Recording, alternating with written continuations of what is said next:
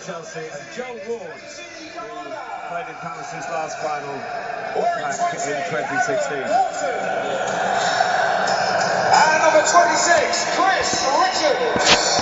Well, Manchester City's iconic striker Erling Haaland hurt an ankle in the quarter-final at Bournemouth and only returned to action last week. The Norwegian has never scored at Wembley. From their semi-final line-up against Nottingham Forest, Akanji comes in for Matthew Nunes as right back, or as one of the full-backs anyway. Kevin De Bruyne for Ilkay Gundogan in midfield. Jeremy Doku for Jack Grealish. Rico Lewis, who opened the scoring in the semi, in the team sheet as all. There is a league game, an important one coming up in midweek, and he is out to accommodate Haaland's return. 6 of the starting 11 already have FA Cup winners' medals in their trophy collection. Number 25, Manuel Akanji. Wearing 26, Well, last season City were beaten here by a club which had finished 7 places beneath them. The equivalent gap is 8 places today, assuming that City move back up to 4th with their midweek win. Of course, they're a game light of those around them in the table. It's good to see, Stuart, that somehow with all the Blues involved, the teams are wearing their normal kits, which does add a certain edge to the rivalry. Absolutely. Supporters will be pleased with that. It's the kits that you know the club's for. And what a sight that is at the Crystal Palace end, the red and blue. Emirates FA Cup final.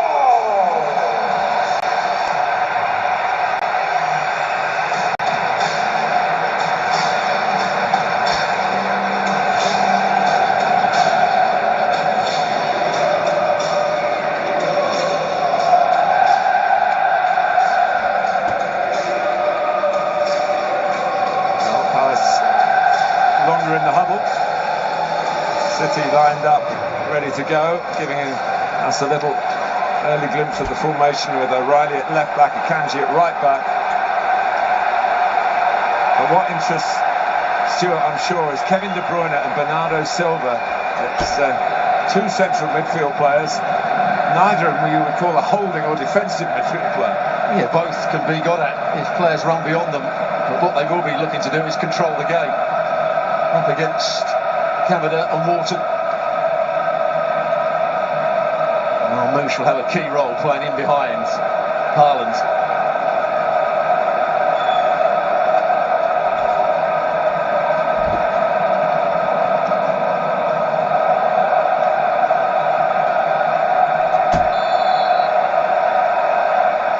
So away we go. New design of ball. Coloured silver. Of respect for the silverware, a great famous piece of silverware that is on offer for the winners here at Wembley today. Early clash of heads here. It was Sarr that went up for the header. But Vardiel, the player that went down, he won the ball. Complete accident, but not what you want right at the start. It's actually Mateta that makes the jump.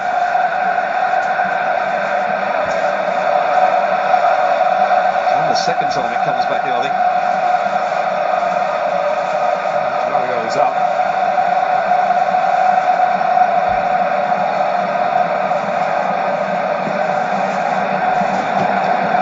There's Ruben Diaz.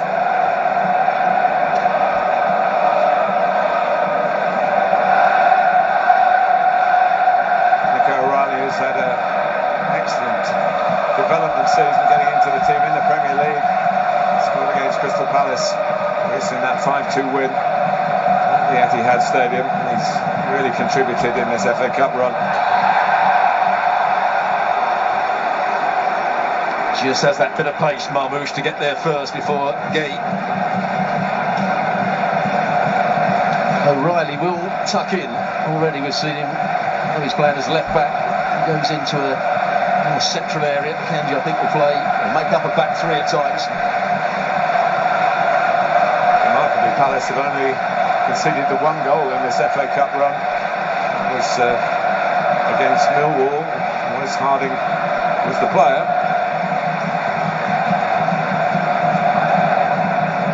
Guardiola.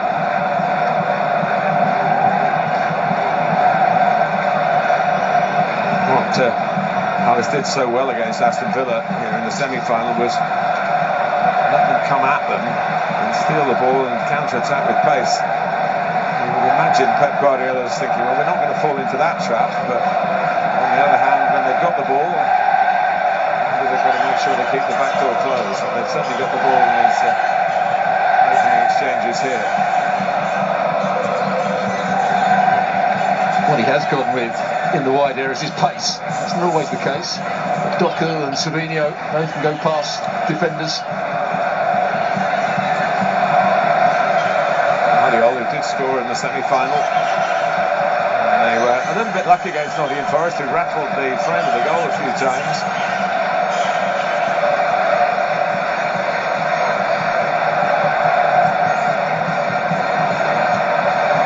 Savinho out on that far side. Doku down beneath us.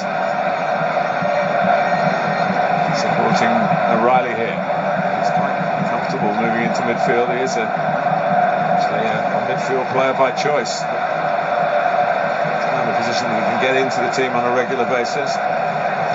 Savinho, well, he was the filling in the sandwich. The referee didn't. Another player that was in there. Actually, he passed it out of play, but he's got a defensive role to play in that central midfield area.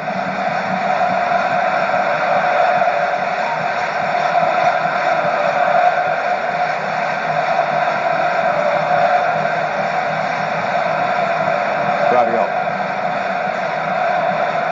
Game settling into quite an anticipated shape, really. City setting the agenda. Going on. And not involved by Savinho. Neatly done by Bernardo Silva. And here's De Bruyne. On his way out of the club, of course. 2 more league games to go after this. But, there's many admirers who want to see him end his FA Cup career with Manchester City, holding the trophy itself. But that's picked up by Eze. It was a deliberate attempt to stop the counter-attack. I don't know, Stuart, you might see it differently. No, absolutely, Akanji. He's put under a bit of pressure by the pass from Kevin De Bruyne. He starts to go for the ball. He did leave his leg there, but I think the referee's absolutely right not to give the yellow card. Chris Richards, the American, in the back three. With Lacroix. Mark Gay.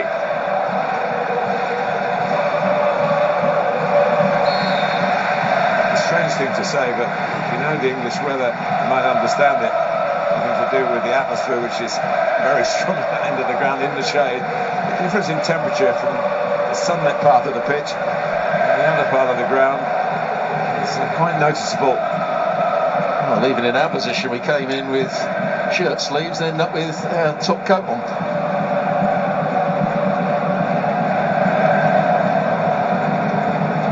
De Bruyne finding a little bit of space, trying to put it to good use. The pass looking for Savinho. De Bruyne's on it quickly again towards Haaland, and it's kept out by Henderson on the stretch. Erling Haaland in his 6th game at Wembley, looking to open his account. But it's brilliant from De Bruyne, trying to play the ball around the corners to start with. Got the return pass, and what a ball he plays in. Not too much else Haaland could do there. Henderson was brilliant here in the semi-final.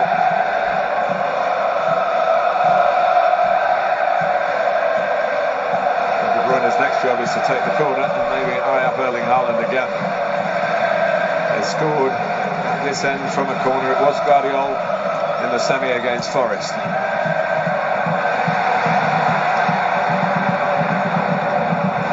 By Mitchell. Bernardo Silva has stayed back.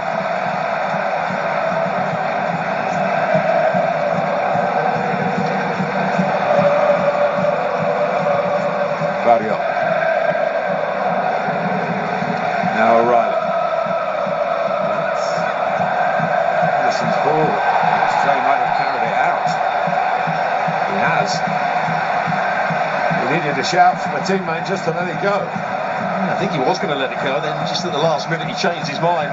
Marmoush was coming round the back, that's probably to start with. Got the return pass, and what a ball he plays in.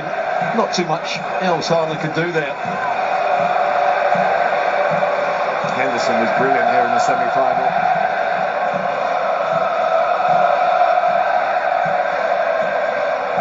De Bruyne's next job is to take the corner and maybe eye up Erling Haaland again. They scored at this end from a corner. It was Guardiola in the semi against Forest.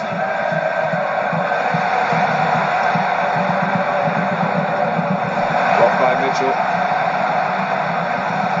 Bernardo Silva stayed back.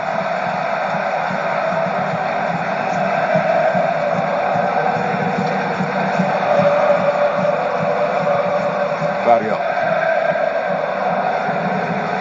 Now O'Reilly. Henderson's ball. They might have carried it out.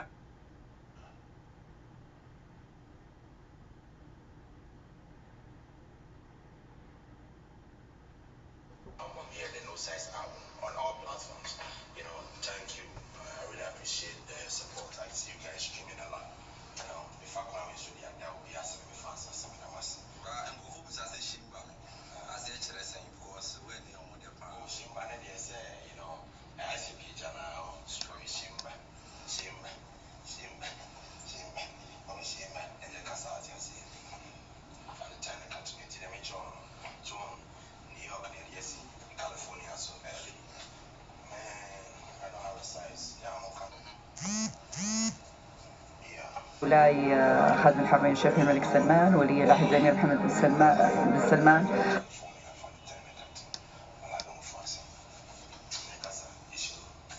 الأول والنتيجة 1-0. مولاي خادم الحرمين الشريفين الملك سلمان ولي العهد الأمير محمد بن سلمان أيضا About 2001, 2002 and 2003. They also managed, lost, and 1-1 on the other two. No fouls. City play on. Oliver Glasner raises his arm in protest. Stuart Atwell doesn't look for the whistle.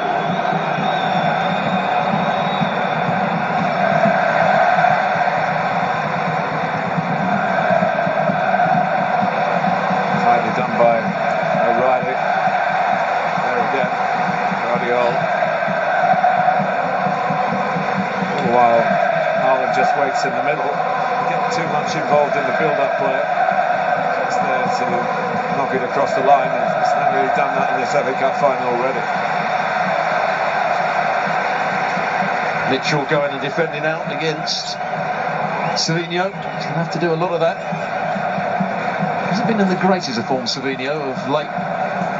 Just lost a bit of confidence. I think the same can be said about Doku on certain occasions. They've been given their chance today to make things happen for that man there.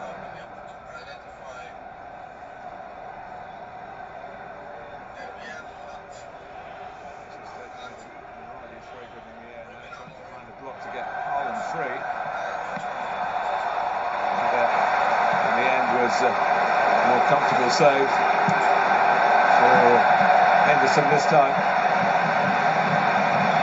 And Guardiola. That was a better set play. Guardiola with a fairly comfortable header straight at Henderson.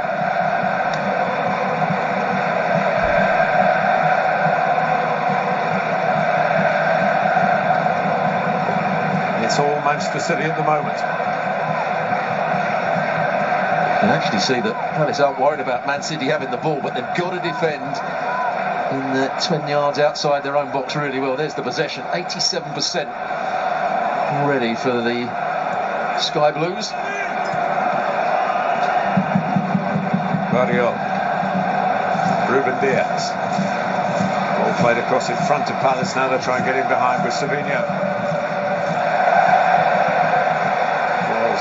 Double ricochet, and it's a goal kick. It's his first season with the club, coming to his end. He hasn't quite, as you say, pulled up all the trees that they were hoping that he would do.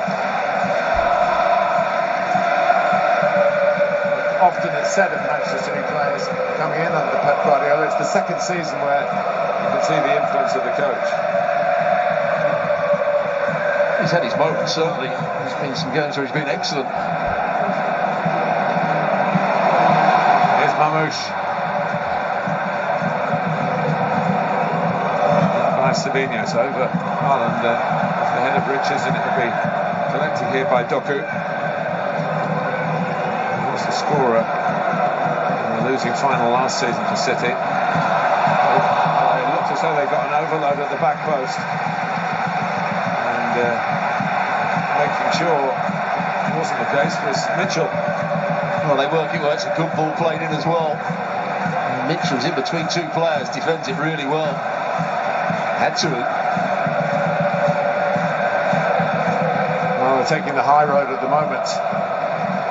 Search for the opening goal of the 2025 FA Cup final, Manchester City. Held in again.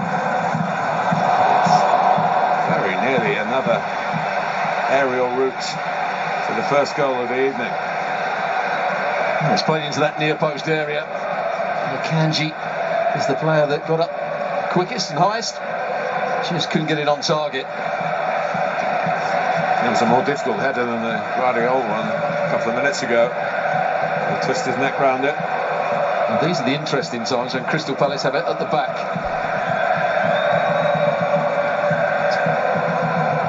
And they haven't done it very well.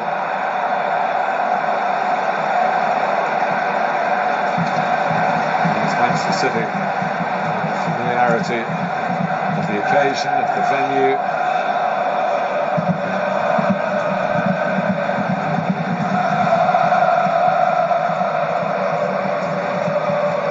Fabinho.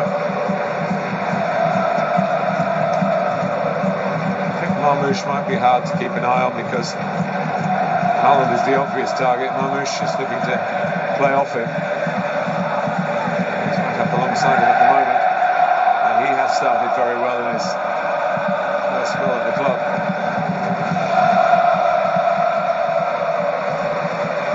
Here's Ruben Dias, left to right, and back into the middle again, but that one is a little more ill-advised from the City point of view.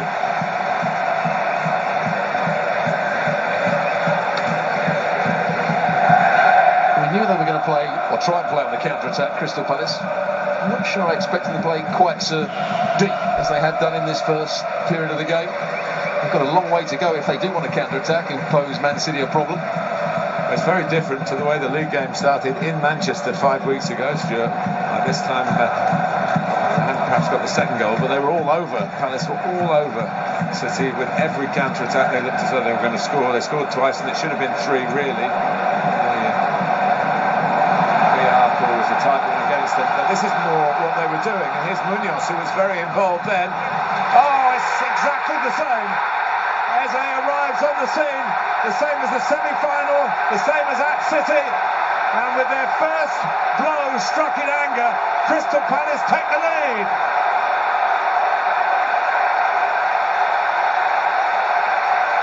Goal scorer from Crystal Palace, number 10, But this all comes about because Mateta holds the play up. When Crystal Palace go from back to front, which they did on that occasion, Mateta holds the play up. It allows others to join.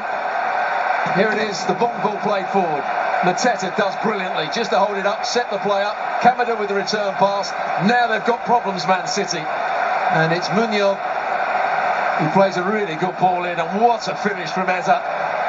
Times his run to perfection. He's picked out brilliantly. Kanji can't get there. Exactly what Palace were hoping for. It's fed past Ortega. If you wanted a visual to tell you what Eze's game is all about, that is it. And they've seen it many times before. And he's done it many times before. Brilliant timing in terms of the strike, in terms of the run, and in terms of the game. But it's great centre-forward play from Mateta. They're not going to have that much of the ball, but when it is played from back to front, if your centre forward can get hold of it and shield it and bring others into play, then Palace will pose a threat.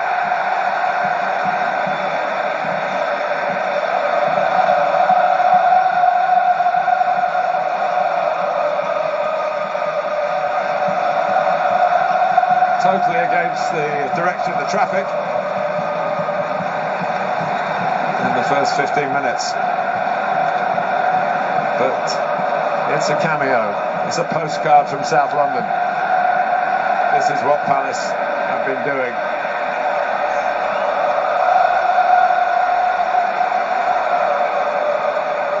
Doku. Clever work. O'Reilly. Spinning shot. That's very much Marmoush's game. Here's Guardiola. I saw Marmoush at the start of the season playing for Eintracht Frankfurt, where he was absolutely superb. Saw him against Bayern Munich, where he caused them all sorts of problems with his pace. Could run with the ball, good finisher as well. There's De Bruyne. Sliding through the hole. We've hardly seen Walton yet. He's dispossessed here.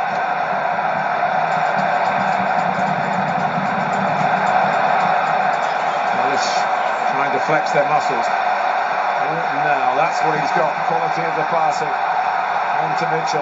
Here come the Eagles flying again. It's behind Mateta though. Back to Eze.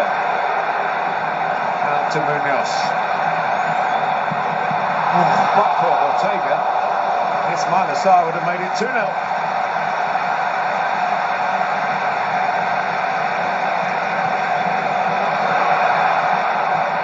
Need to get numbers back. They've got 3 upfield, which they haven't had while City have been controlling the game. And Stuart Atwell has a look at that. Mitchell lets it run out. He's not been penalised, but Sarr sweeping in at the near post.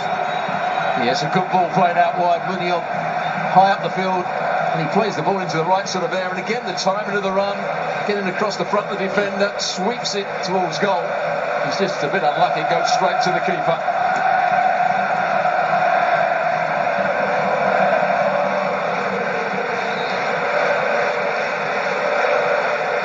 He was the hero of the semi-final, one of the heroes of the semi-final, wasn't he, with his pace and counter-attacking ability?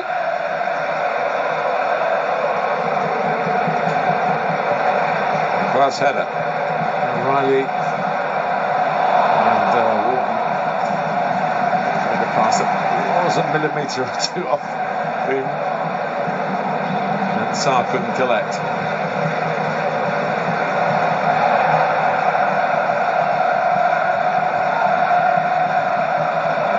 To where we were before the goal. Palace sitting in.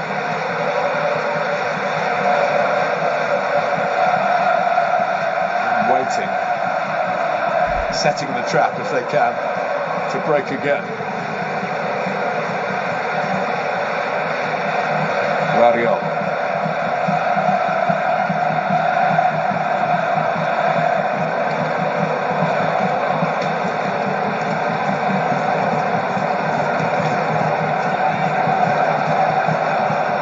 It's their 55th game of the season, compared to Palace's 46th. City have averaged 2 goals a game. And they'll need 2 to turn this around. De Bruyne. Ruben Diaz. Savinho. It back from Akanji. Mitchell sticking with him. Eze intercepting. Not panicking. Got away with it a little bit.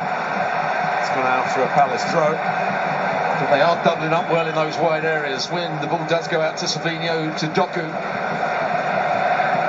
not just the wing-back is getting out there, the wide attacking players, the midfield players, they're getting back in really good positions at the moment, Palace.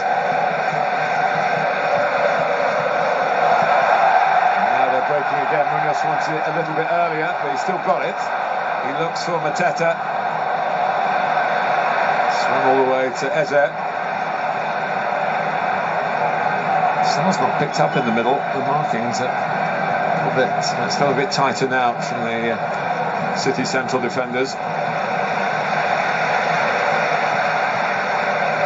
Here's Kamara. Cross goes Akanji. And Bruyne picks a route and gets City onto the front foot. It's a long ball for Haaland, but Henderson hasn't got there. That long leg of Erling Haaland has given Crystal Palace a massive problem here. Marmoush. The solution was found from the team from Selhurst Park. Sarr giving chase, and he can run. And he wins a throw. Great work for the team from the front man. It was all happening, wasn't it? One end, Haaland nearly got in. Ball just played over the top. Goalkeeper makes a bit of a mess of it here. Starts to go outside his ball, and he's trying to put his hand out when the ball was outside the box. Did he touch it? Yeah, he did. He definitely did. And this is a big moment in the context of the first half of the first half of this FA Cup final. He deliberately played it outside the box from what it looked like to me.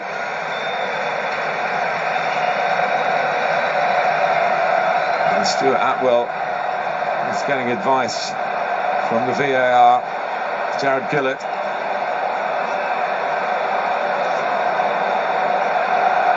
And he's heading for the screen, I think. No, he's heading for a drink. Candy's saying, what's happening? So you're not going to see it from this angle, you can't see the line.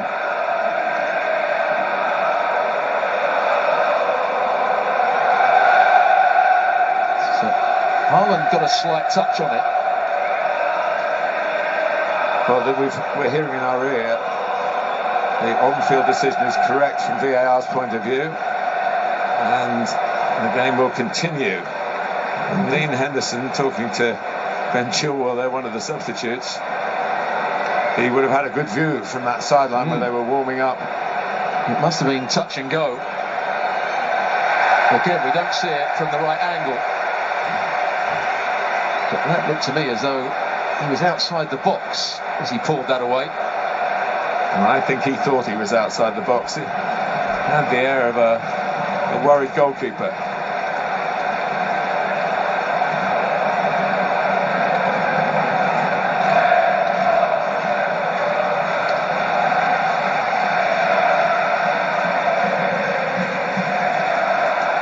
But it was the first real long ball for Erling Haaland to chase. It peels off Marmoush here. Mitchell scraped it away. Mateta trying to get away.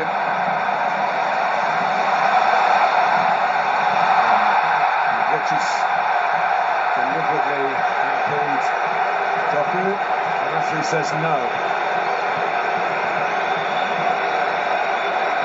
Doku, I think, probably plays it between the... No, he doesn't quite play it between the legs. Yeah, he's actually diving there, isn't he? Realised the next defender was going to come across and win it. Just threw himself to the ground. Good refereeing. Since the goal, there have been one or two moments when Palace have engaged a bit more, if you like, ambitiously than they were doing before they scored, and there have been a couple of opportunities, particularly that incident involving Dean Henderson, from turnovers where they have been a bit short of numbers. Tenacity from Tyreek Mitchell.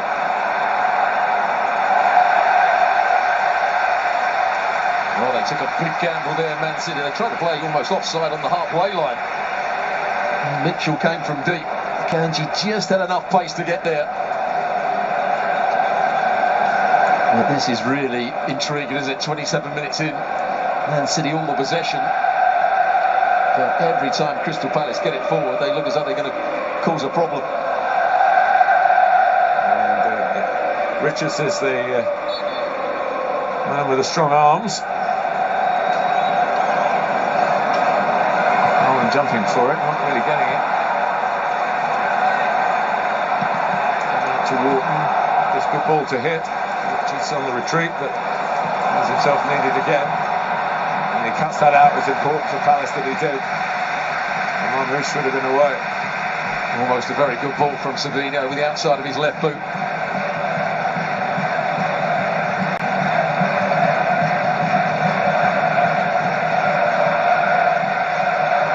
That action area really sums up, I think, what everybody watching would agree with.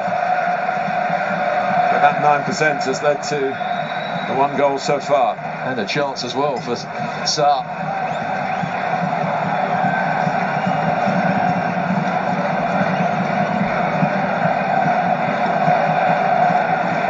Here's Doku.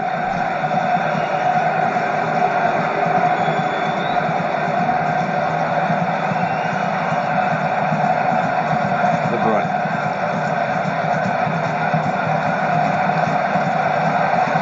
Bernardo Silva can play little passes around pretty much anybody in world football, you think, that part of the pitch, but will they be able to find the kind of passes that City are looking for now to repair their damage?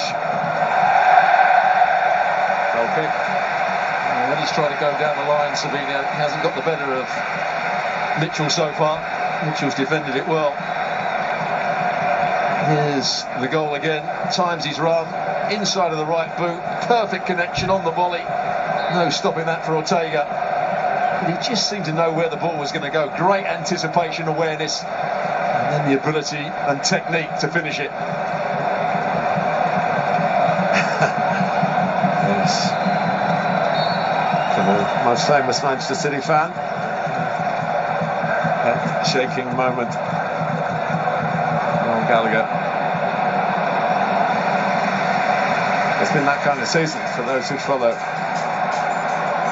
team in the light blue. Come up short in other competitions. They're still battling to get a position to qualify for the Champions League again via the league.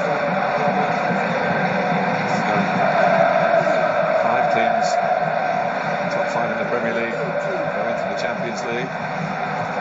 Out of that top 5 at the moment, but with a game in hand. Counts quite a lot at this stage of the season. Towards Marmoush by Gueye. There's nearly a chance for Sarr to nick that and set off on a sprint. Instead it's Doku. Get it again. Riley's right in there, Doku's right in there. It's a real scramble and somehow it's run through to Henderson. Once again, Doku's not getting the better of Munoz at the moment. And there's a chance of playing the ball forward. He didn't look forward on that occasion. Munoz. Again, Man City were trying to play offside on the halfway line, and there was 3 really good runs in behind them.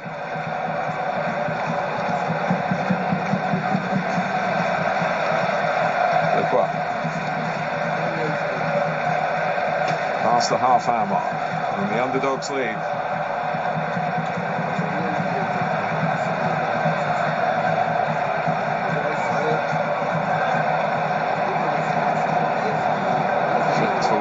Bernardo Silva. Skinner has to come back to rescue it.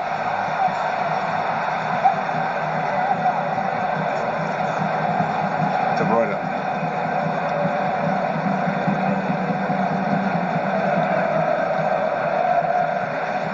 See, and sometimes I'm not sure why a fullback wants to go into central midfield like O'Reilly did there. He just blocked everything up so that Kevin De Bruyne couldn't see a pass into Marmoush or Haaland.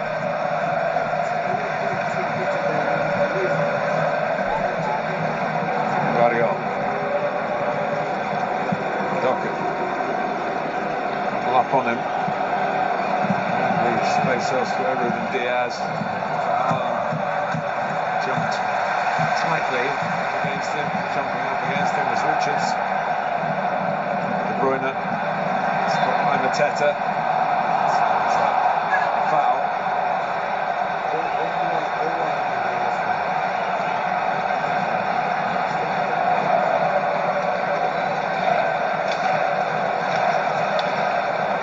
So much of the game has been played thus far in this sort of area. Now Bernardo Silva going forward. Big shouts by City for a penalty.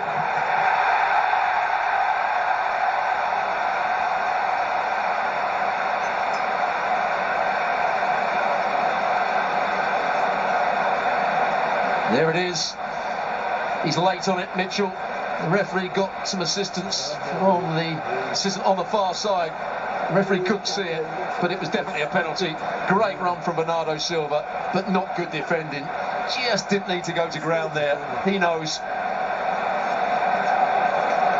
Well, Bernardo Silva had been sitting alongside Kevin De Bruyne, suddenly made a forward burst, and it caught Palace out, it caught Mitchell out.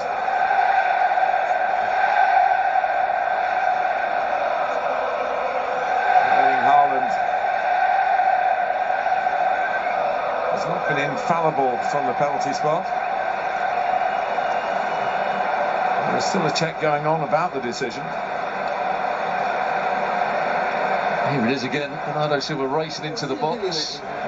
He just does go down before the challenge was made, so he's already going down.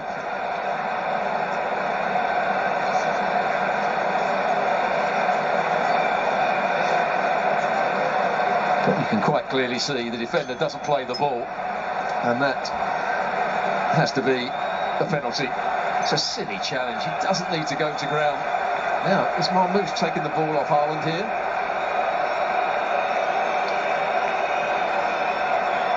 Finally, VAR have confirmed that the decision will stand. And Erling Haaland, who has not scored a goal at Wembley Stadium, and he's 34 minutes into his 6th visit here as a player.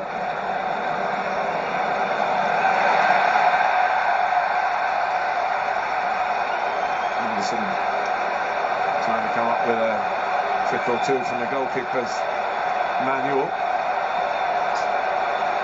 So Palace, with their 1-0 lead, very seriously under threat here. The Egyptian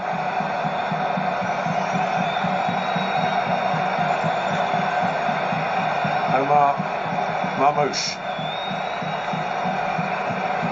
taking on the Englishman Dean Henderson. 10 minutes to go to half-time. Been a lengthy delay. Here goes Marmoush, and it's saved by Henderson. Haaland following it up, and Henderson's there again. Brilliant work from the goalkeeper. City waste a golden opportunity. Crystal Palace still lead. Henderson the hero. What a double save it is. It's not a great penalty, it's a nice height for the goalkeeper, but he chooses the right way. It's not right in the corner, and then Haaland's trying to play it back into Marmoush. He may well have been offside. Well, to some extent, this has been City's season. When things have looked good for them, they haven't capitalised. Not to their normal exalted standards anyway. An FA Cup final penalty save, and Dean Henderson is the name. Well, most times you see goalkeepers save a penalty, it's usually when it's that sort of height. Yard or so off the ground, an easy one for them, or easier for them to save those. Off goes Munoz. Down goes Munoz. In comes a follow-up from Sarr, just running out of room.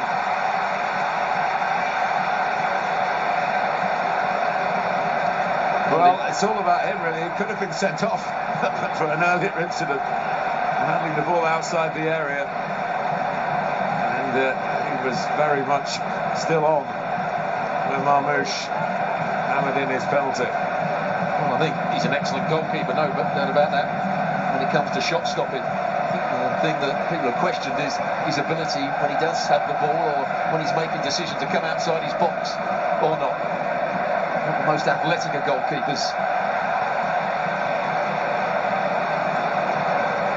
And after some trials and tribulations and some travels, because he was looking to break through at Manchester United, where he got some first-team football.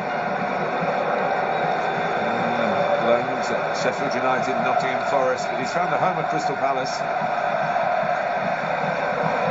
He's an icon in the eyes of those behind the goal. More work to do here, maybe. Wharton's there. Arteta was making a run, but Wharton wriggles free. Stopped by De Bruyne. Richards, that's not the worst ball we've seen, and Arteta can't quite get there. On the stretch was Guardiola.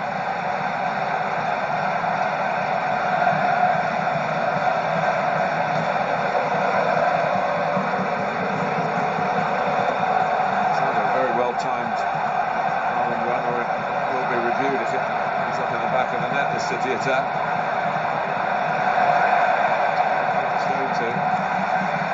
So the first question will probably be everybody asking half-time is, why did Haaland not take the penalty?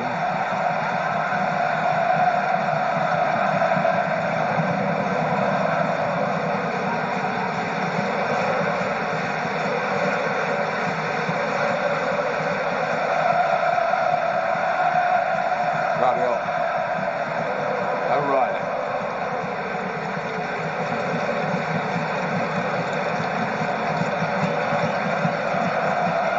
Akanji. Bend away safely. Maybe trying to keep it in. Goal kick safely for Palace. Well, when Akanji gets the ball there, Marmoush made a run through the middle, but Erling Haaland was way outside the picture. Here's the penalty again. You see Bernardo Silva's going down before actual contact.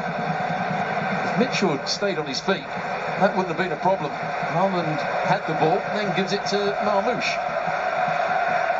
Only those two will know why. He starts behind the line, goes forward, goes to the right side. Good save from the keeper, Henderson. Well, those are words of sympathy, but they mean you're not getting the next one.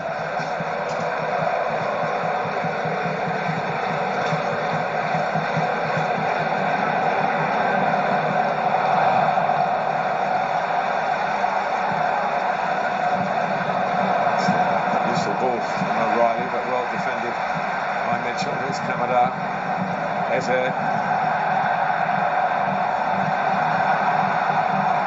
Good.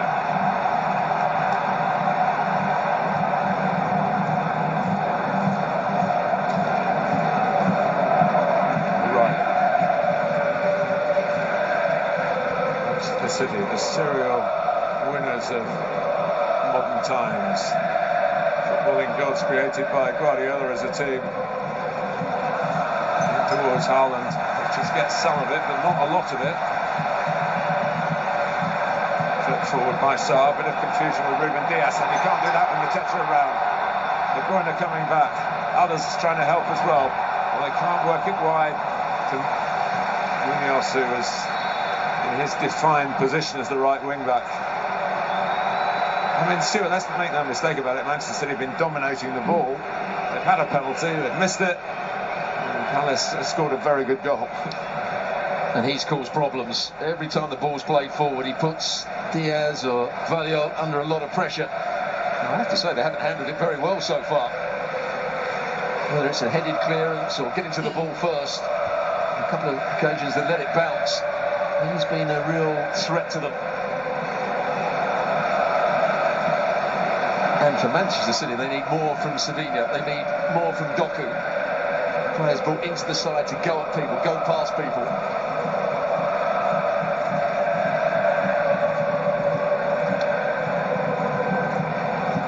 Ruben Dias. Right.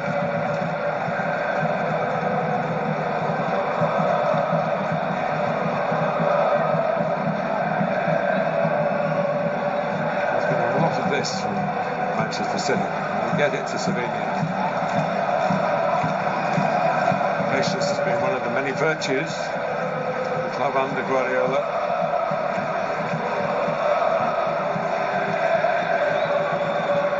Doku inside Munoz. couldn't touch him. It's an extraordinary reach by Henderson, but the danger's not clear yet. De Bruyne into the crowd, into the Palace crowd, and Palace still lead, and Henderson again has come up trumps. But that's much better from Doku. This time he found himself in a 1v1 with a bit of space, and he goes past Munoz really easily. Excellent save from Henderson. This looked, we're right behind it, as if it was in. He pushes it up, and then Guéhi does the rest. Good defending.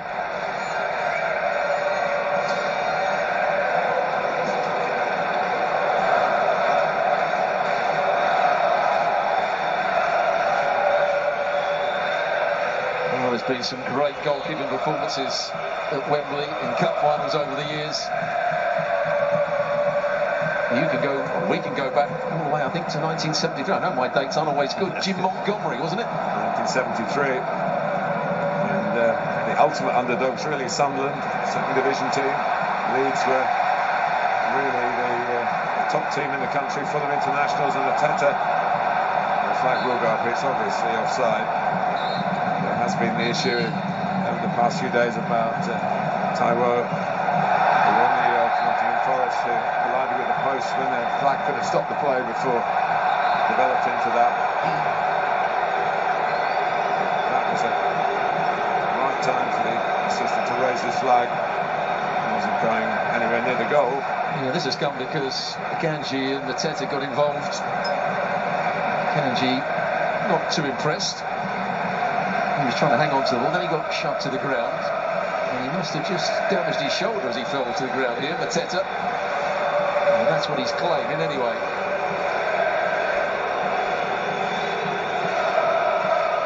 Pat on the back from the referee will cure all problems. Yep. Well, they're patting many a back at the moment as half-time is approaching. And Crystal Palace are leading here at Wembley.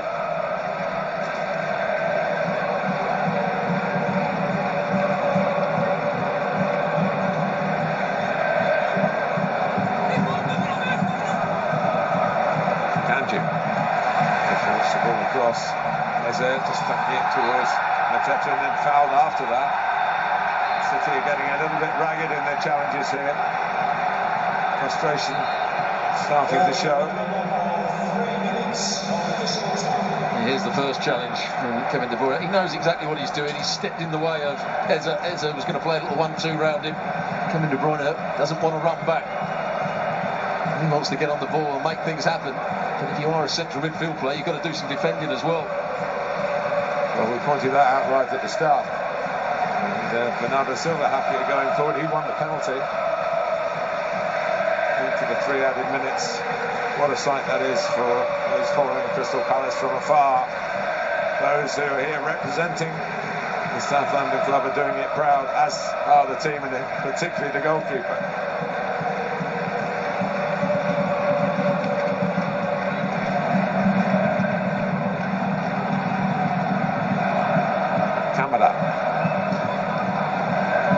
Kanji, this pocket picked by Eze. Ortega spins it out to O'Reilly.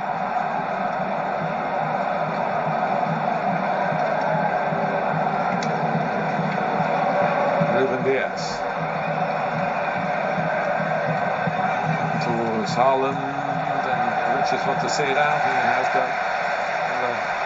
A potential point of danger dealt with as half-time approaches. Yeah, Haaland's trying to pull on to Richards on 2 or 3 occasions, and Richards has dealt with it really well. He's good in the air. He's got himself into a good position. And Haaland has really struggled throughout the game. Apart from that one run when it looked as though Henderson had handballed it outside the box.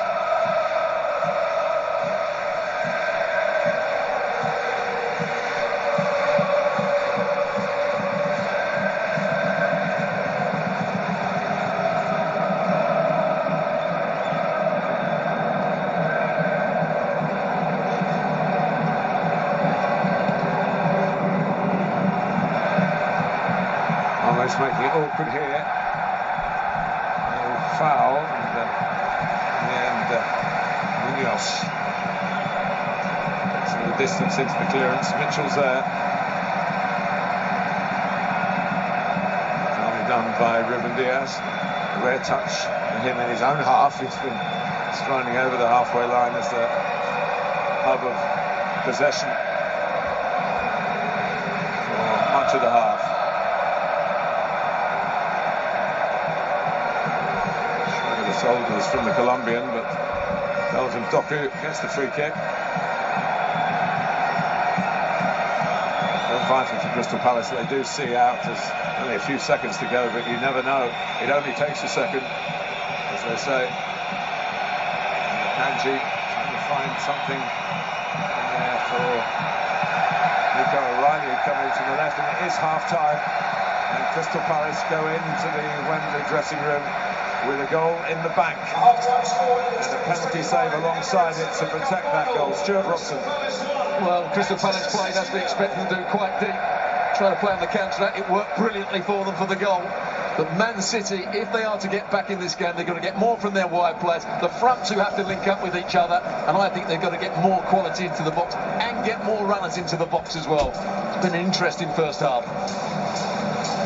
So our final score at the break, it is Crystal Palace 1, Manchester City 0. Action-packed half of football from... Expecting them to do quite deep. Trying to play on the counter, it worked brilliantly for them for the goal.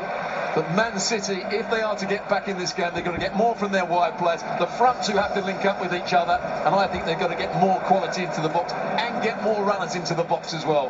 It's been an interesting first half. So our final score at the break, it is Crystal Palace 1, Manchester City 0. Action-packed half of football from Wembley. Crystal Palace fans in dreamland as the Eagles head into the break. 1-0 up thanks to Eze and their star keeper, Dean Henderson. He made 3 crucial saves and that penalty save from Marmoush. The big question, should Henderson have even been on the pitch, and why didn't Erling Haaland take that penalty? We'll get the thoughts of Dwight and Mikel after the break. Don't go anywhere, we've got a lot to get our teeth into, but it's 1-0 Palace at half-time.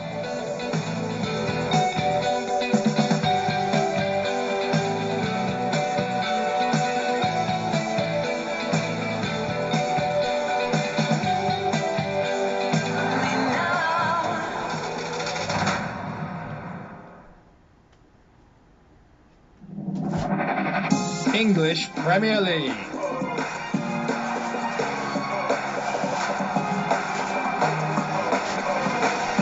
Everton.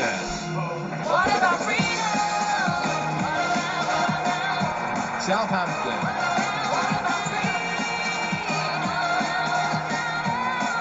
Tomorrow, live and exclusive on beIN Sports 1 English. The Italian Open tennis. The world's top-ranked players do battle. ATP Masters from Rome. The final.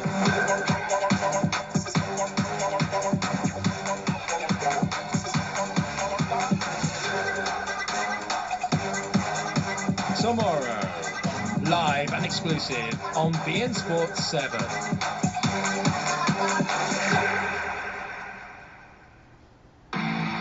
La Liga.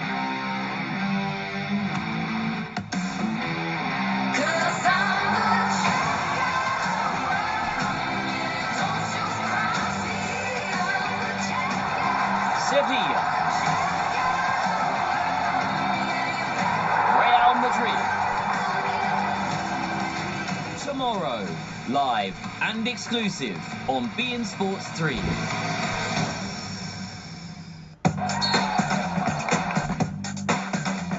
The NBA playoffs.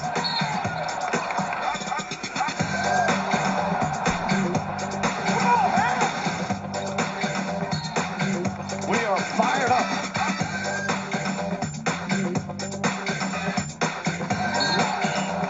Tomorrow, live and exclusive on beIN Sports 1 English.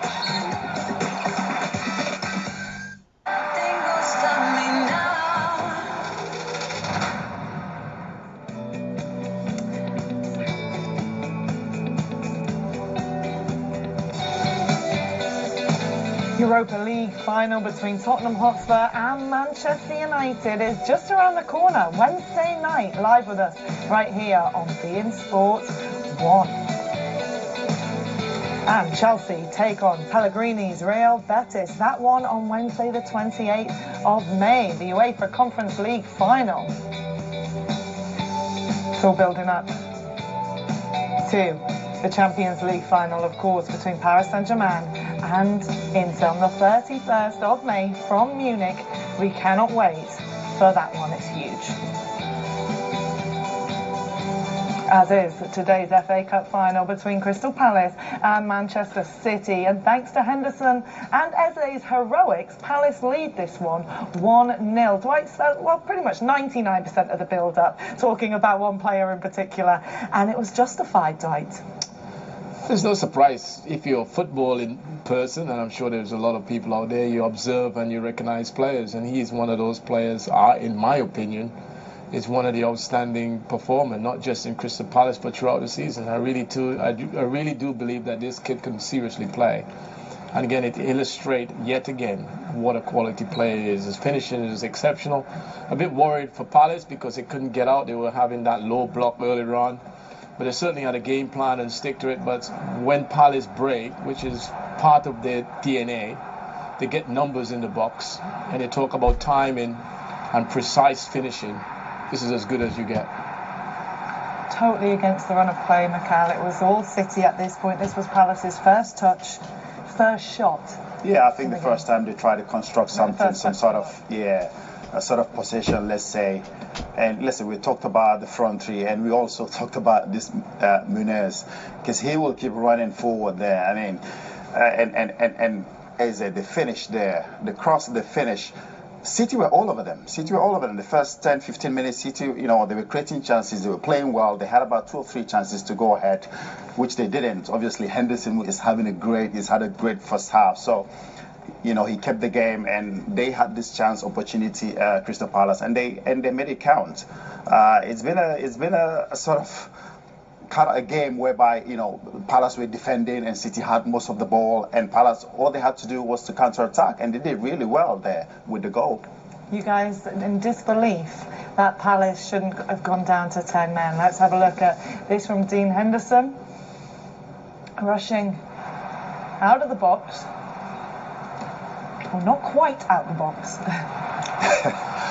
For me, you can see clearly there he touched the ball with his hand, and he shouldn't have done that. I don't know what the law of the game says. You can clearly see there. Yeah. I just don't know how the VAR could actually make a decision like that when it's clear and obvious to everyone there that his hands impeded Haaland certainly from getting to the ball. And the rules of the law suggest that if you're last and you're going in on goal to score, why is that not being viewed? And that could have possibly been a sending off. But he's a very lucky boy because his play is terrific. And, had Palace lost their instrumental goalkeeper, it probably would have been a different. But the Palace has got away with one there. Absolutely. Yeah. Whether or not it was an obvious goal-scoring opportunity for Haaland, right? Because if he doesn't handle it, he's around the keeper and he slots it home. And the goal, yeah. So for me, I don't know what the rules of the game says when that happens, but I don't think he's a lucky boy to still be on the pitch. VAR mustn't have thought that it was an obvious goal-scoring opportunity, or perhaps was the ball going away from goal? No, look at it. The goal is right behind there. It's not going anywhere away from goal. If Henderson didn't push that away from Haaland, he would have just gone around him and slotted it. And slotted in the back of the net. Deemed it wasn't a goal-scoring opportunity. Yeah, and this is why the VAR, it's a touch and go, and the decision makers, not the VAR. The VAR shows you the decision. It's the decision makers in the VAR that are making the decision, whatever rules that they comes up with. But if you play the game and you view it from the angles that we have seen, then it deems definitely that could have been, costly for Palace. But luckily enough, they got away with one. If the scoreline stays like this, I'll be interested to see what Pep Guardiola thinks about it after the game. But let's have a look at the penalty incident here. No question marks over whether this was a penalty, right? Yeah, that's a penalty there. Mitchell shouldn't have done that. He knows that. You can see straight away he knows that. But also Bernardo Silva with his experience just sucked him in there. You can see it's a clear foul, a clear penalty. The question is, who took the penalty? What happened? What happened? For me, Erling Haaland, he is the main man. He takes the penalty for Man City. Now, why did he decide to give the ball to Mamouche? Mamouche is a young player. He's just joined the football. Never taken a penalty. He's never taken a penalty for Man City. Why give him to take this penalty in a final? And we've all talked about Erling Haaland not showing up in big games, in big finals, semi-finals, quarterfinals. He hasn't shown up. This is your opportunity as the main man to get your name on the score sheet. And he bailed out of it. He's missed 3 out of 7 this season. He missed 1 in the quarterfinal against Bournemouth. If you don't have that confidence on the spot, Dwight, is that the best decision for Haaland to do? Maybe that's the reason. But you paid a big bucks to 500,000 a week he's paid to score goals. I'm going to talk about his salary. He's a big name player and he considers himself a big player. And you want your big players to step up at big moments to then convert. But also I was a bit surprised. The other big game players, where was De Bruyne and where was Silva? Listen, there is a designated penalty taker before the game starts. So I'm sure, and I'm positive about this, that Pep would have said, if we were to get a penalty, who's taking it? And a hand would have definitely gone up in there and got, you are the penalty taker. So when I saw the changes, and I sat here and you guys witnessed it, I thought that from that moment, that uncertainty, he was never going to make that penalty, Mamouche. You were very confident, and you've made some big calls this time. Eze to score, tick. Dean Henderson to save that, tick. Yeah, just having a magical moment. Just having one of the moments today. Everything is just going. But yeah, that decision just tells me when you have uncertainty, because you need to be clear and precise in what you're doing before you enter the football pitch. And for Haaland to then grab the ball, then the moment, pass it up to Mamouche, I think that's uncertainty kicks in, so that's why I go on that instinct that honestly, I think big game in the final. I think Haaland, he's the main man. He takes the penalty for City. It doesn't matter if you've missed. I think he missed the last one. You still have to. The big guys, the big players. That's where they come up. They show up. The Messi, the Ronaldo, DJ Drogba will not give this to anyone. Lampard. 3 and 7 might make him just rethink that. And maybe that's probably the reason. You've got to turn that round, guys. We've got to take a break. Another prediction from Dwight York was that Palace are winning this FA Cup final. They are halfway there. City have work to do. They won't go down without a fight. Second half on the way.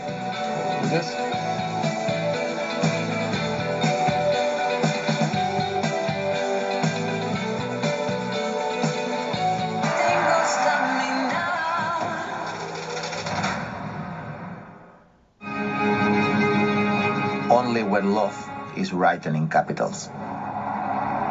Only the clay where champions fight. Only the glide, the slide, the might. Only endurance until the night. Only where tennis and everybody rhymes. Only where hearts fit on every head. Only where clay marks passion in red. Only where rituals leave a trace. Only a stage for courage and fire. Only here where all dreams transpire. Only at Roland Garros.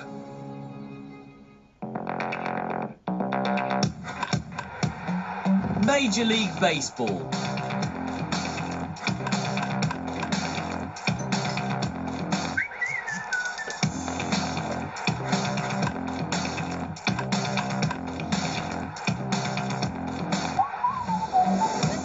Today.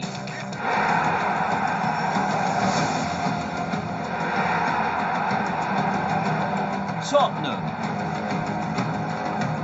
Manchester United.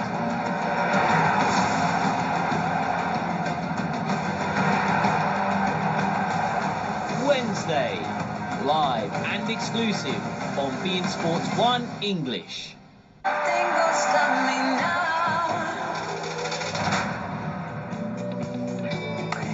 Oscar Piastri on pole for tomorrow's Grand Prix from Imola in Italy. Be live with you right here on beIN. After the F1, the golf will follow. It's currently underway in North Carolina. 30th race in the F1.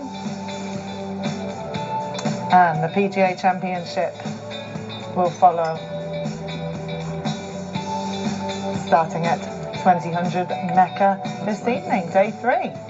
That's me. Yeah. That's your sport now, isn't it, Dwight? That's it. Not mine. Here we go. Stu Parish, the Palace chairman, talking to former England manager Gareth Southgate and a Palace legend. I love him there. Okay, what are we expecting from the second half? Do we think City will turn this around? Well, I do believe that City may have to change, and I was just looking at the bench and seeing who that could probably introduce a little bit of injection into their play a little bit. I think he will leave it for maybe 10 or 15 minutes if there is no changes. I expect City to kind of come on the attack and Palace to continue in the same vein. They don't need to chase. City got to make something happen, and so by doing that, we'll probably open up for Palace to then attack or counter-attack, so to speak. Yeah, I think for Palace they just need to more of the same. Stay the way they are, play the way they are playing. Just try to counter City when they have the opportunity to. City they have to find a way to break this Palace defense. I think with that 5 at the back, it's been difficult for Haaland to run behind. Pep will give you another 10-15 minutes, see how it goes. But for me, I've said it before, I don't think Haaland was that fit to start the game. I think Mamouche would have started because he can run behind defenders. So let's see what happens in the second half. Okay, let's head back to Wembley and join our commentary team. Here's Stuart Robson and Martin Tyler.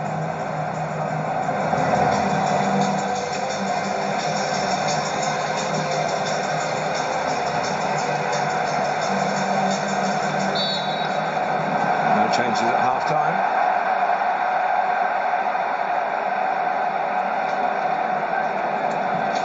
Goal, and a delicious one it was from Chiesa, separating the two sides.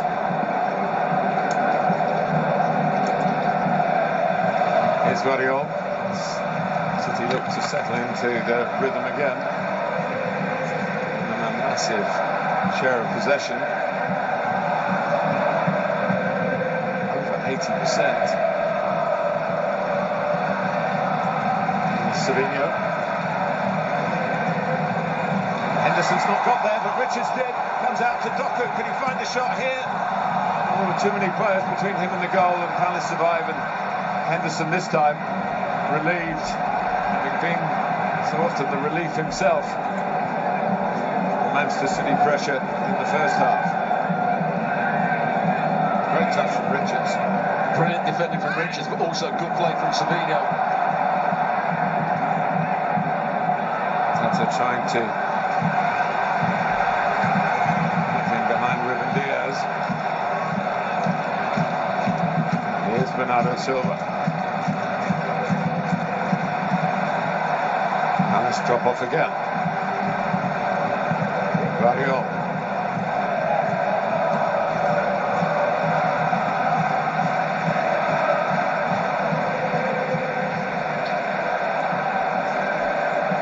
Kanji.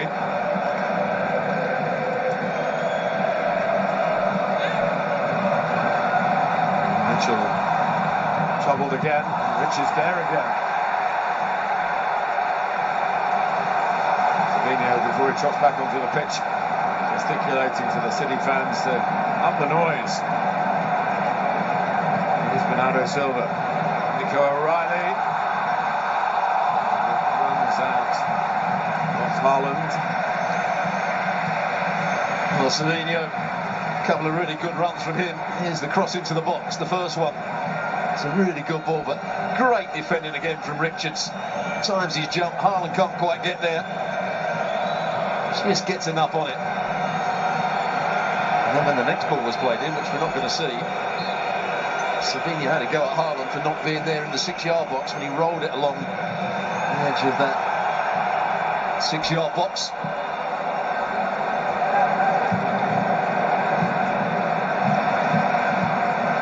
Hold up play again from Mateta. And Jose was offside.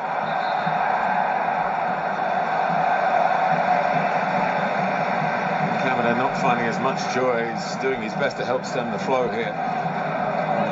Since he's so strong in midfield, he was excellent at doing that in the semi-final. The outstanding performance for Palace on that day. Here, in behind Mitchell again. Richards can't get to this one. Doku thinks about hitting it first time, then tries to place it, and neither policy pays off.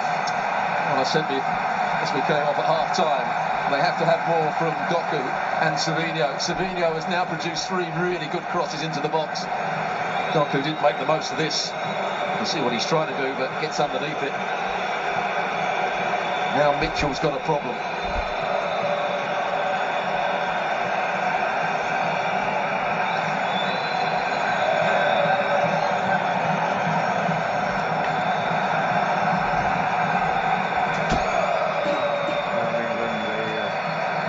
Official in the air from Pep Guardiola. Mateta. Now Sarr. You do feel it is in Palace's favour. They do have the capacity to score again. Yes. They've got the tools to finish the job. But whether there's enough of those tools that be available for use, we'll have to see. City, they started the second half better than they played in the first half, to be honest. They had bags of the ball in the first half. They have to defend a long throw first from this man, who's defended really well. The ball's been in the other end.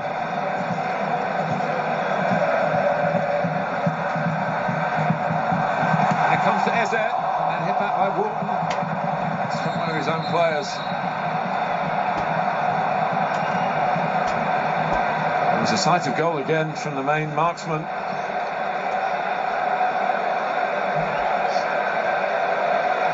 He just can't clear the ball. What a chance that was for him as well on the volley. And it's a Kanji that just gets his body in the way. And another go as well. Marquet is down.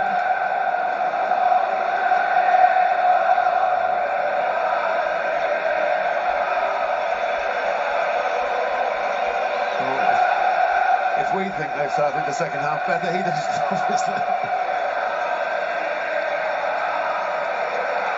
Now this is a bit of a concern for Palace. But that's the goal. And he's a man who's seen things go against his team far more regularly this season. And pretty much since his first season in the club was a bit of a fact-finding mission, but there's a big moment in the first half.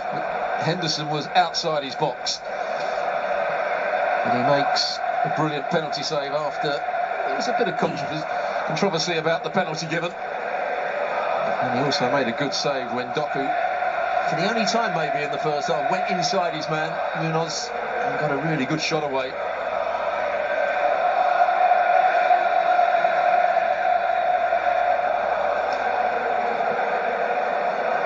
Now it's a lengthy stoppage for the Palace captain.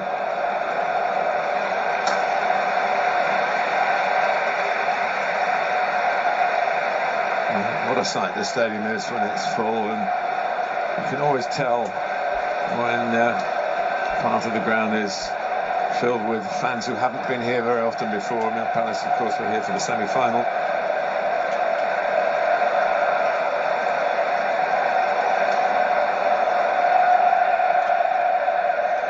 There's all sorts of protocols that have to be observed.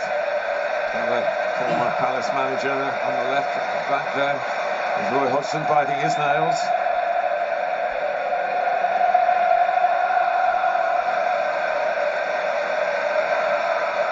And Mike Summerby alongside Brian Marwood in the Manchester City Tribune of Honour.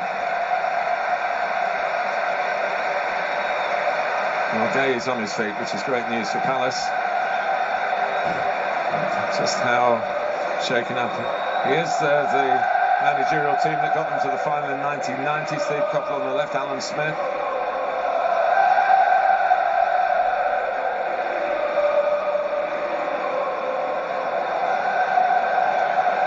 Still doesn't look 100%, does he, Gay? And a 3-minute stoppage. which will be factored in at the end, of course. So often we do get very late drama because now the stoppage times are calculated with a great deal more efficiency.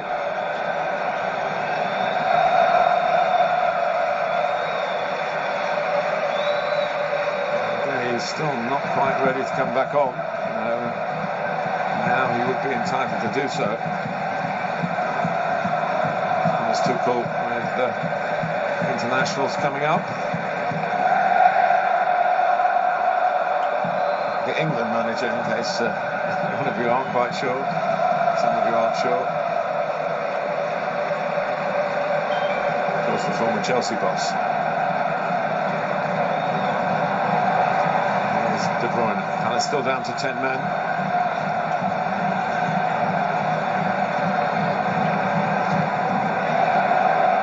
Bernardo Silva. Doku. Guardiola. Ruben Diaz. De Bruyne. Mateta just scrapes it away off the right man's toes. Gay. Welcome back.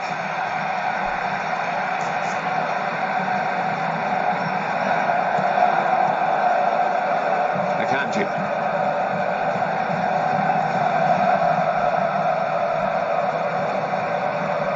Guardiola. Ruben Diaz. Get the height of O'Reilly into the equation. Now Doku.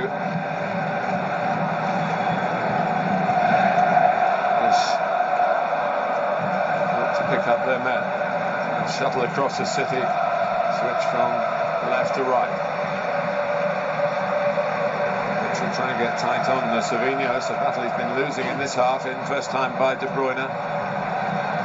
How deep Mateta is. His attack against defence. Marmoush trying the flick header. Fired away by Mitchell, but not to a teammate. But they are getting more crosses into the box now, Man City. They've got to try and get on the end of them. And 3 really good ones from Savinho. That was from Guardiola, bending the ball into a dangerous area.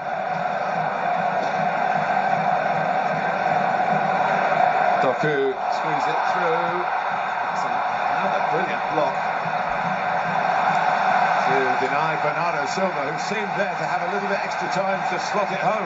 Well, Walton did go with the runner here, and he's quite clearly onside.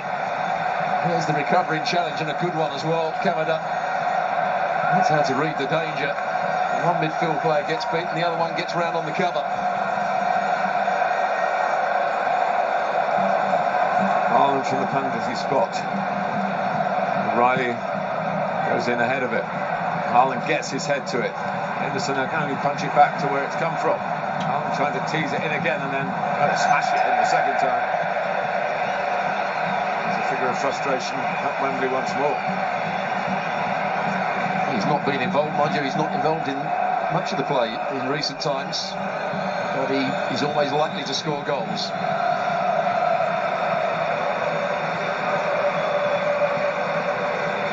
City are unbeaten in their last 7 meetings with Crystal Palace in all competitions, going back to October 2021. But they're losing here in the big one.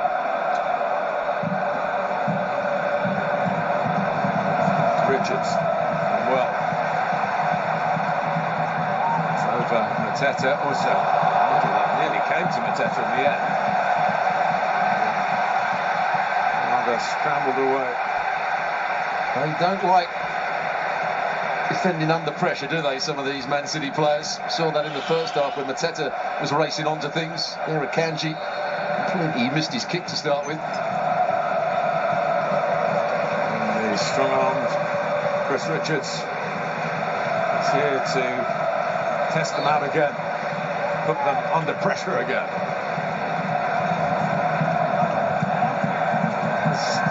Danger to it. It's forced in the end by Munoz. They didn't deal with the pressure. And Palace lead 2-0.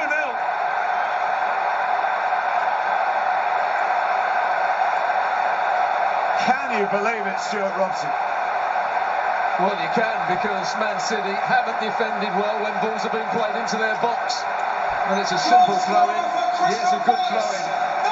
And if you don't win the first ball, you've got to win the second ball. And Man City don't do that, and Crystal Palace do. There's the initial throw. They win the first ball, they don't win the second. Oh, now there's the strike.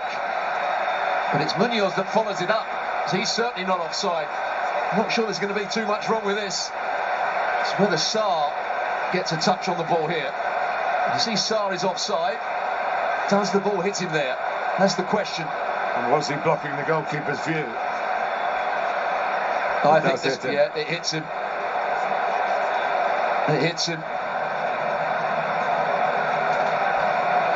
I think from the first viewing we saw there, we haven't seen the second one, but I think that looks as though it could be offside when the ball hits Sarr. It's a brave finish for Munoz. They might just have to hang on here, Crystal Palace. Munoz is such a danger. It's going to be disallowed. Sarr offside, as you said, Stuart.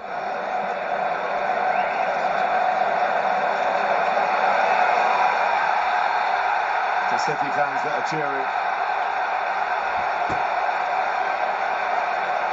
Here comes the throw. Watch Sarr, the number 7. He's in an offside position as that ball. It comes off a Man City player onto him, but he's offside, no question about it. Eventually the right decision is made. He's offside by half a yard. Hits him on the thigh, he's interfering with play. That has to be the decision. Offside. After review. This is the semi-automated system that's coming to top-level English football this season. It gives you the cartoon figure. There's something else going on here.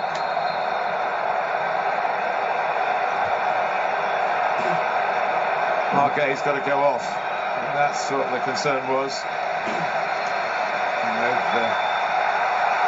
Substitution for Crystal Palace. Head problem. Midfield number 6, Marquet.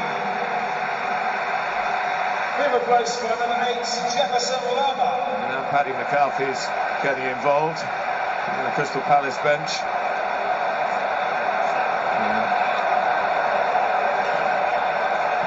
Dugout behaviour is something. There's so many of them in the dugout now. It takes 1 or 2 to pick a fight with each other, and we see it far too often. Anyway, it's still as we were with an hour gone. 1-0 to Crystal Palace. Manchester City missing a first half penalty, and Palace having a potential second goal disallowed correctly for offside. It's been all action, hasn't it, in this second half, when the ball's actually been in play rather than the stoppages. Interesting to see how they're going to shape up. Lerma is going to play exactly the same position that Game was playing, left-sided centre-half in a back three. It's not just it's the medics having a go at each other as well. Never a good look.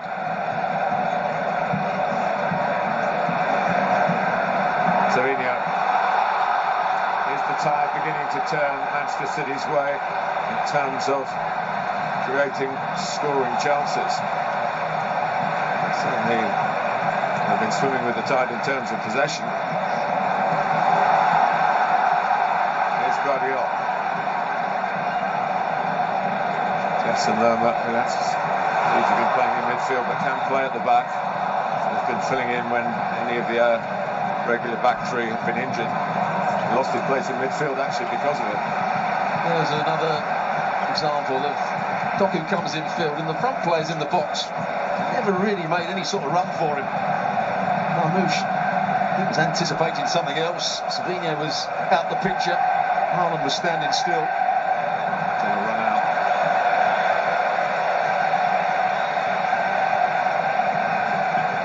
McCarthy. Been with the club a long time. Will fight their corner.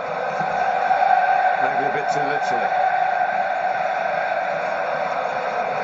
Just trying to swap the one or two players around, I think, here. In terms of where they're playing, Pep Guardiola.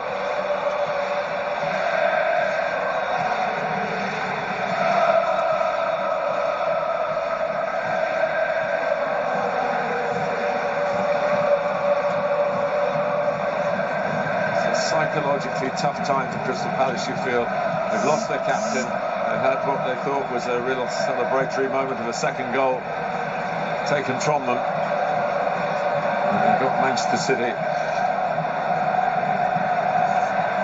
throwing everything they can at them in terms of possession, but with a bit more penetration, particularly down this near side with Savinho.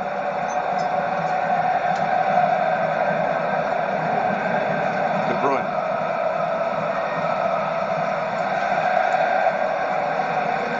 Palace trying to force them back and get up the field. That's what Oliver Glasner will want to see. They don't go too far. It's not as high a line as City were playing in the first half.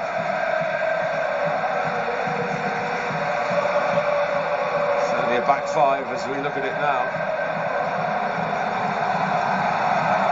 Savinho. Fainting to put it in first time. Savinho. Doing his best, but Savinho keeping going. City keeping going.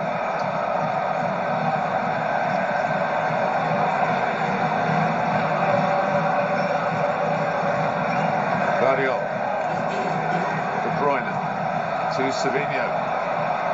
Match goes on the outside, and that's straight forward for Henderson.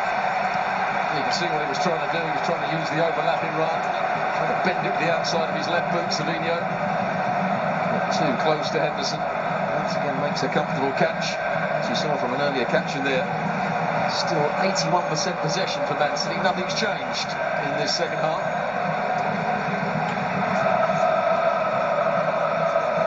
Lacroix.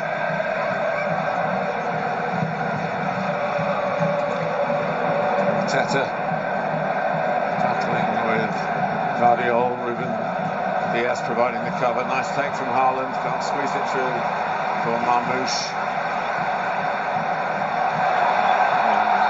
O'Reilly. A little bit of caution for that. Well, that's a silly challenge, isn't it? He's beaten. There's still a lot of defenders back there. It's just a ridiculous yellow card for him. Not sure what else he expected here. Munoz gave him terrible trouble in the game at the Etihad 5 weeks ago.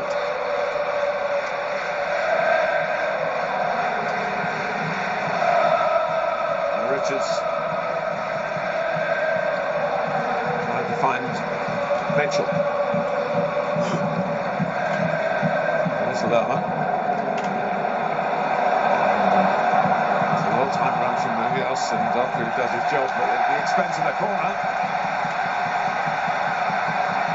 Don't like tracking back wingers, but he did that well. Yeah, really good diagonal ball. Put Doku under a bit of pressure. And see, we're trying to squeeze up. There's another chance for Crystal Palace to put pressure on Man City from a set play.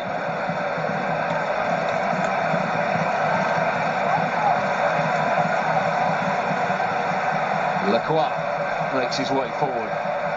Richards is in there. Lerma taking on the responsibilities of Gay. Ortega being crowded.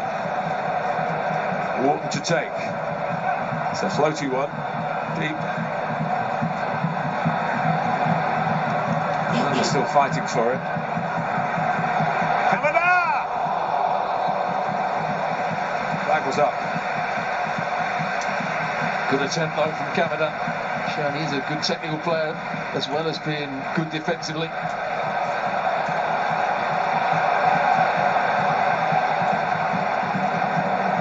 Here's Akanji. De Bruyne comes down on the other side of this game. He went flying in. But, no complaints from De Bruyne. He stayed on his feet. Ruben Diaz. Now by Munoz. How deep Sarr is. How deep everybody is for Crystal Palace. Trying to set up a Wembley wall here. So that's when it all slows down, when it comes to Akanji there. And goes Mitchell. Now Wharton wants some runners. Quickest possibly is Sarr.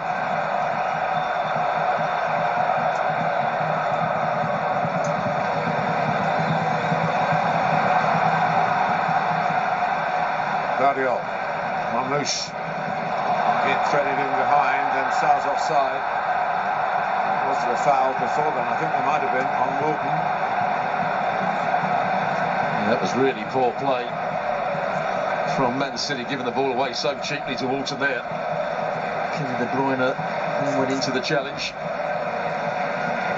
So much a better team, Crystal Palace, when they have Adam Wharton fit. He's only been at the club just over a year, already in the England setup.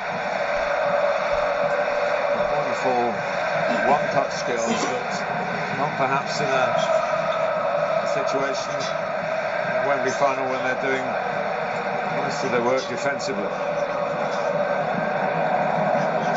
Mitchell. Kamada.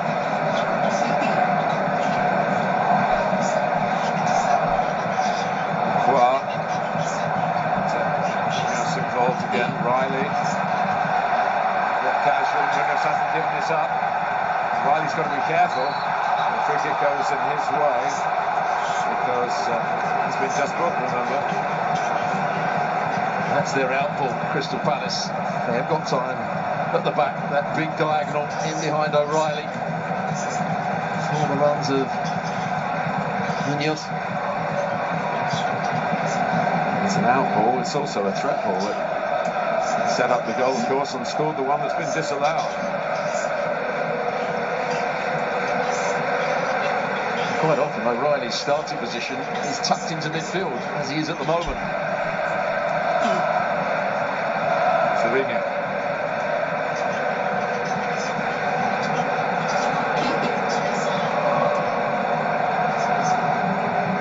Back sticking with his starting lineup. Jeremy Doku, who's made great acceleration here. And Eze. Responsible really for Palace losing the ball on the edge of their own penalty area. Kanji.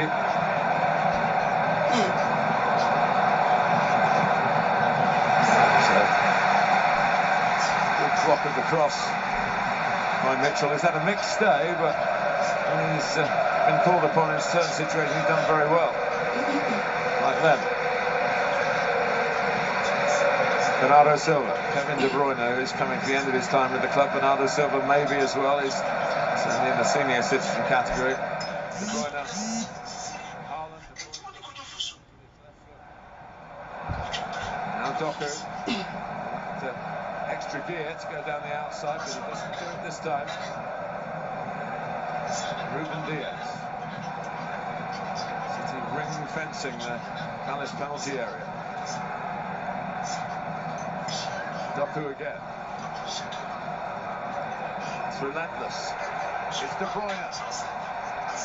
Warm's block, and he's got to stop it, the referee. City aren't happy about it.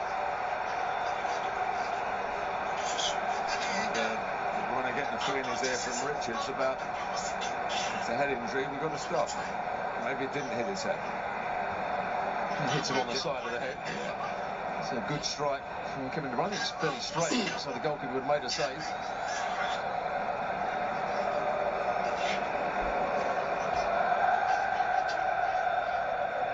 I think there's many footballers, ex-footballers around the world that be saying, when the ball hits you on the head, it's not that much of a problem. If you get an elbow or clash of heads, then it is a problem.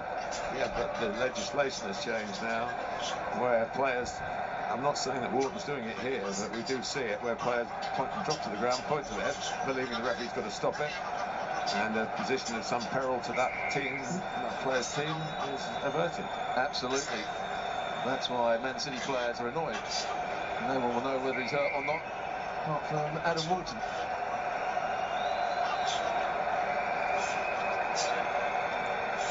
There's a player that hasn't seen, another player that hasn't seen too much action of late. Gundogan, who We saw also he scored the 2 goals when City won the Cup 2 years ago, including one after 12 seconds.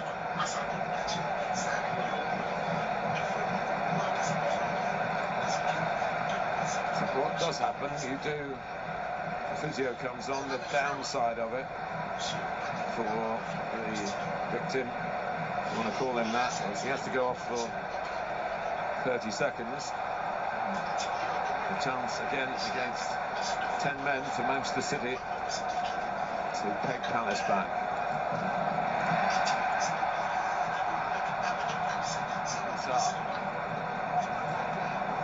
It's held up well by De Bruyne, just as held by De Bruyne. It's not back off. Doku. Bernardo Silva still going. Savinho blocked. Mitchell. Still waiting for the signal. He's been waved back on. And here's De Bruyne. Finding it through for O'Reilly. Now Doku.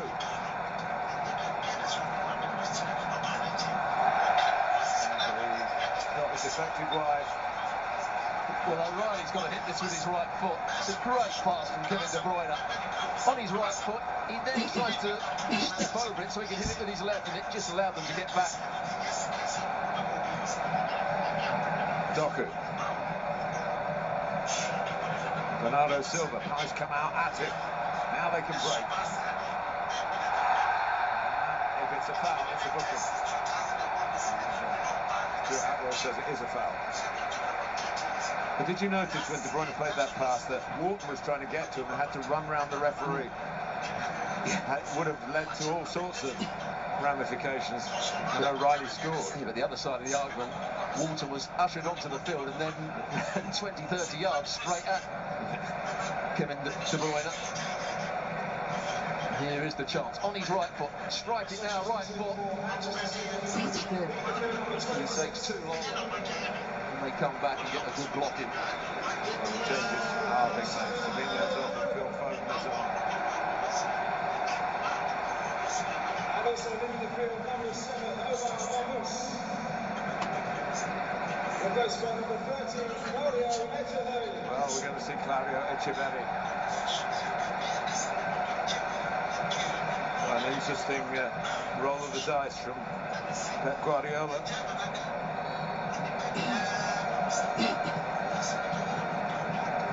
Echeverri's 19, signed from River Plate. What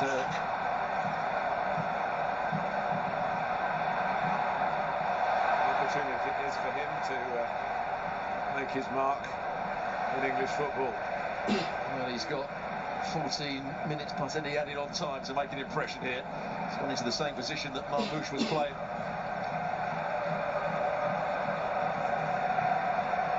Foden, incidentally, hasn't scored for 4 months. In and out of the team. His goal was against Chelsea in mid-January. He's just got the big game mentality to be the man that City could turn to here. Echeverri. Puts it back from Foden.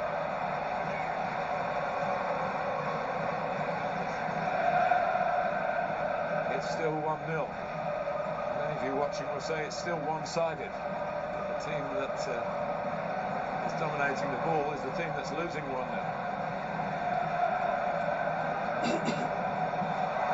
Foden's back here. Kanji. A non-cross.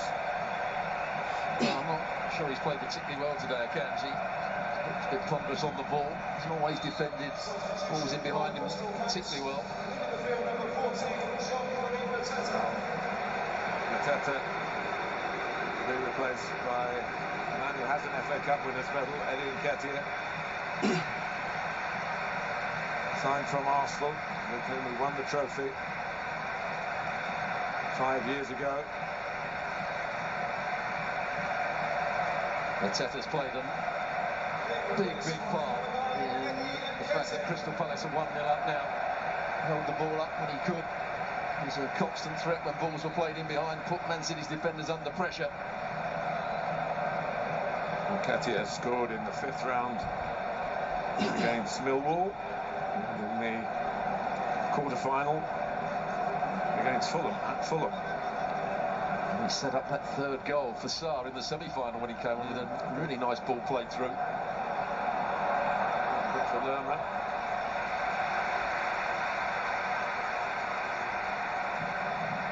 He is an experienced campaigner. Jefferson Lerma, 30 years old now. Played in England before coming to Paris for Bournemouth. Steve Coppell wondering, hoping,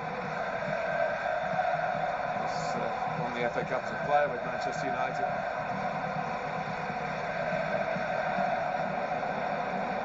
Is Manchester going to be the undoing of Crystal Palace again? All 3 finals. Something special has got to happen for Manchester City in these closing stages, if that's to be the case. Level, of course, if they can manage that extra time. Bernardo Silva. Doku against Munoz. He sort of stumbles past some Richards is there. Nketiah doing the chasing. Albiol comes out on top.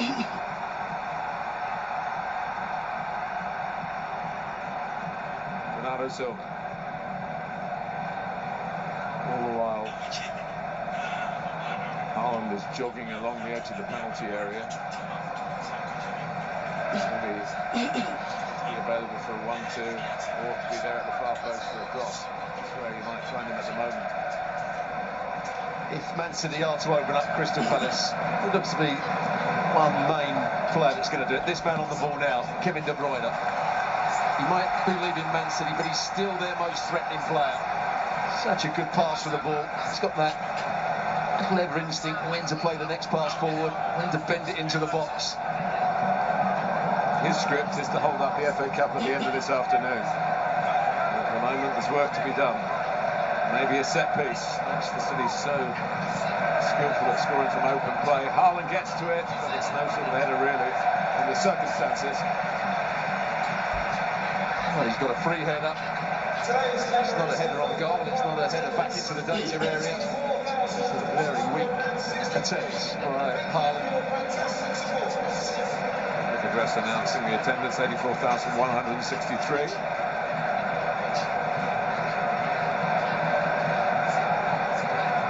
None of whom can be sure what the outcome is going to be in this 2025 FA Cup final. I think it's fair to say there's been a lot more noise from one end of the stadium than there has the other. Here's Wolf, just emerging discipline. They could do well to win it back and keep it from going behind for a corner, and then De Bruyne and Bernardo Silva, and maybe even Haaland here. Kind of run he's hardly had a chance to do. It's short of space. De Bruyne, Echeverries, carried by Henderson. Another great save from the English goalkeeper. Stop. A sensational start to this young man's career. Well, unfortunately hits it straight at the goalkeeper. Talking about passes, here's another one from Kevin De Bruyne. On his right foot, straight at the keeper. It's a good save, of course it is. Those appeals for a handball. I don't think they're going to get that, Man City. Here it is again. Just takes a slight deflection off the defender, which takes it straight to Henderson. Certainly nothing wrong with that.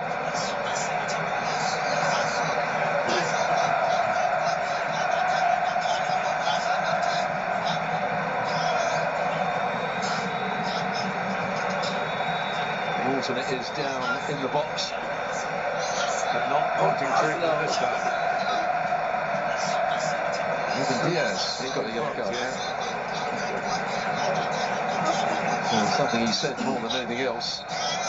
He thinks that Crystal Palace are doing a lot of time wasting here. Well, we'll see when the ball goes up. I'm sure that will be taken into account.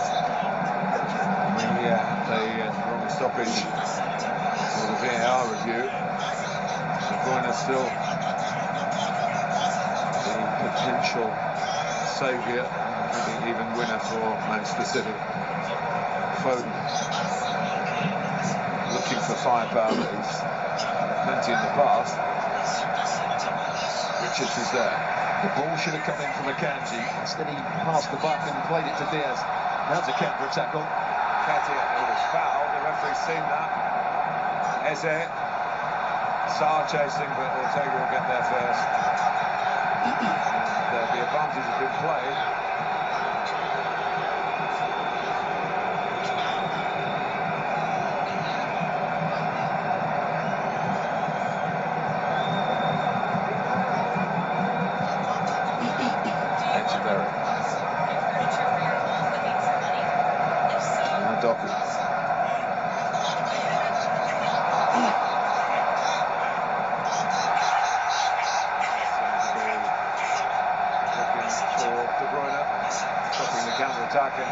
Taking one for the team, as they say. He knew he was 1v1, he wasn't going to try and back off. He was going to stick his leg out, hopefully could win the ball. He didn't. These are big moments, aren't they? For that man there. Mark Wright on the right, of course, a fine player, played in that 1990 FA Cup final and replay. They lost to Manchester United. We were 8 to 9 minutes away from winning that. And Mark Hughes scored. He then went on and played in a couple of cup final for Sheffield Wednesday. He did. That's Arsenal.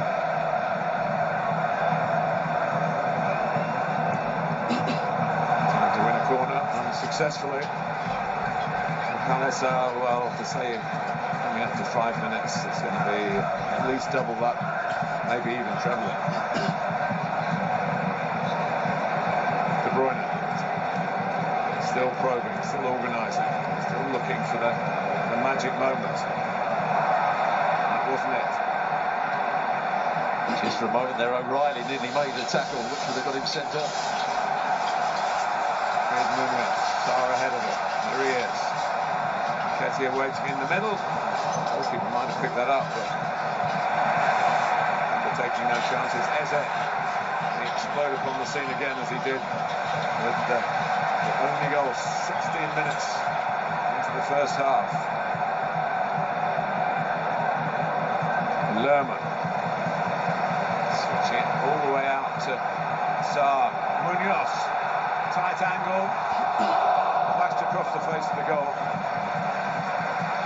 What a buccaneer of a right back he is. He's got so much energy and he picks the right time to make those forward runs. Just bending away from the goal. Just watch the bend on this, which takes it away from the far post. Actually stays in play.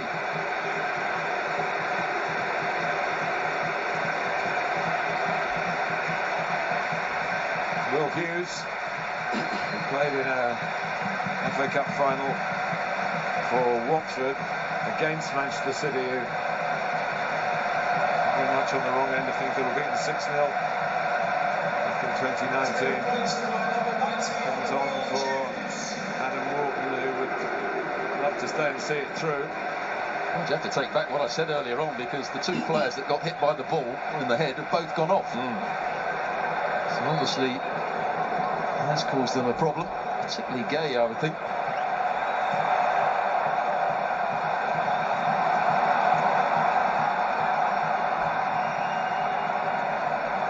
3 minutes plus added time. And Palace matching ever closer to a first major trophy. But no one is taking that for granted. Eze. Nketiah. Good work by Ruben Diaz. Had to get that right, having been booked recently. Yeah, had Nketiah just lifted it over him, he'd have been in trouble there. It's Foden that gave the ball away cheaply, much to the annoyance of the fans to our right-hand side. Another City change. So to cheer their heroes across the line.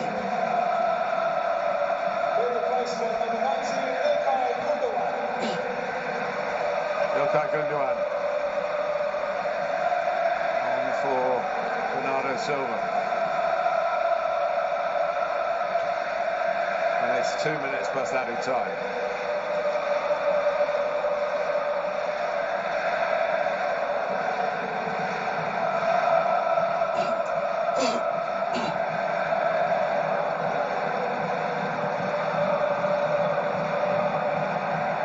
Sarr giving chase. They can't pick up the second ball initially, but they do now through Kamada. Richards, Hughes. Might be tight for offside. Ketia is offside. Yeah, that time the assistant put his flag up fairly quickly. Just made his run a fraction too early. Man City was stepping up.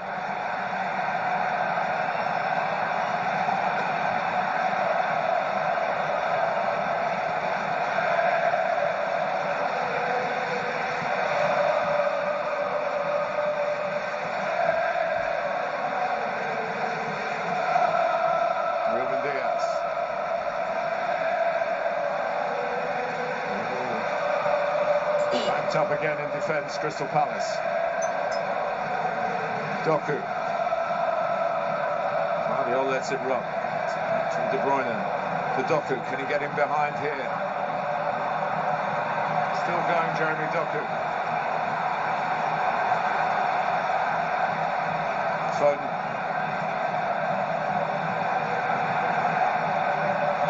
De Bruyne.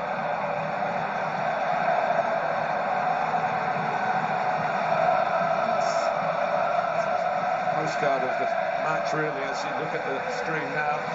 City on the ball. Palace locked into their defensive shape. Barricades up. Guardiola. O'Reilly's in there. And that's going to peter out to the delight of Crystal Palace. And it was offside as well. 10 added on minutes here, so there is chance for Man City to get back in the game. I did suspect that. They've got to wait another 10 minutes, those fans. It's definitely changed the element of the game, this adding on the extra time. Started really in the Qatar World Cup. Henderson been yellow carded for time wasting now. So a little bit more get added on. Tough 10 minutes for Palace, but whose position would you rather be in? Well, they've got the lead here. They're the ones that can lose it. It's a straight header from Kamada. Home looks a bit short of match sharpness, and that's gone out.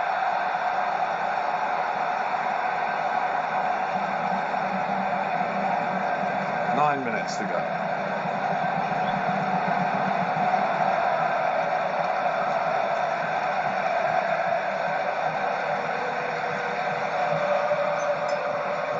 Doku. It was a rough and tumble, but Doku's not complaining. Guardiola is being checked by VAR. Akanji. De Bruyne.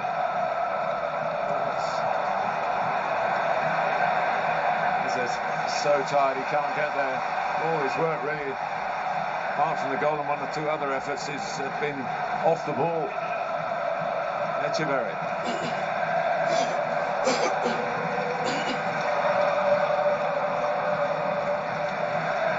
Doku has done brilliantly. Header out by Lacroix.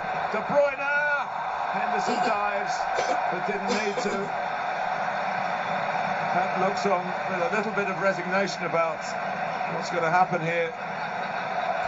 First touch is a good one, sets it up for himself, but just slices it wide. Comes off the outside of his boot, you see there. Just for a moment, he might have thought that was in, but bends away.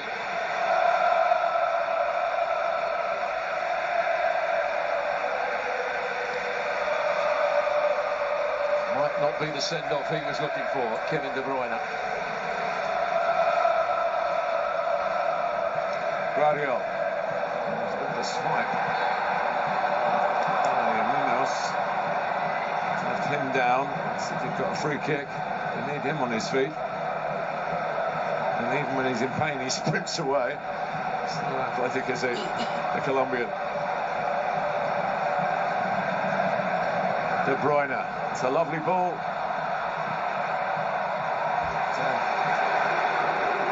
Took too long over the shot. Just can't find the out ball. He's really out on his feet. And Nketiah, Sarr's on the right. Here's Eze. Holding off De Bruyne, needing help. Really needing help. He finds Munoz, who is the help, and he gets a free kick. And maybe that was the purpose of hanging on to the ball. Well, he knew that Kevin De Bruyne was behind him. He's just been boxed. So he turned away from him. In the end, it's the substitute, Echeverri, who goes into the back of him. That's exactly what Crystal Palace want. Just can slow it down again, get their shape. He marks his debut with a yellow card at Wembley.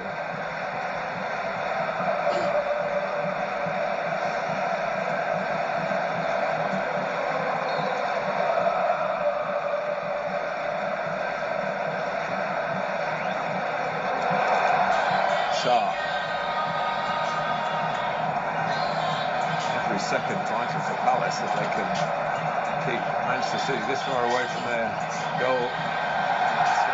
It's not a free kick, it was a deception attempted by Nketiah.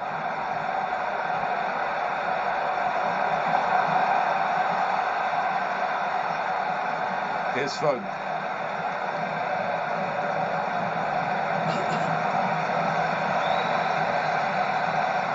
Ruben Dias.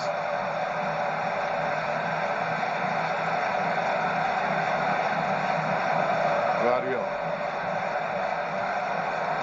Doku's most likely can get in behind Munoz. Can Hughes get there first? He does.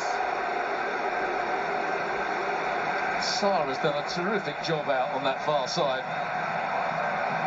Coming alongside the right back, the right wing back to stop Doku.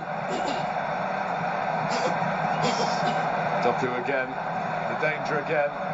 Came off Richards, parried by Henderson. Gundogan, back to Ruben Dias. On by Foden, the Akanji can cross it first time. Haaland's right in the mix. Chance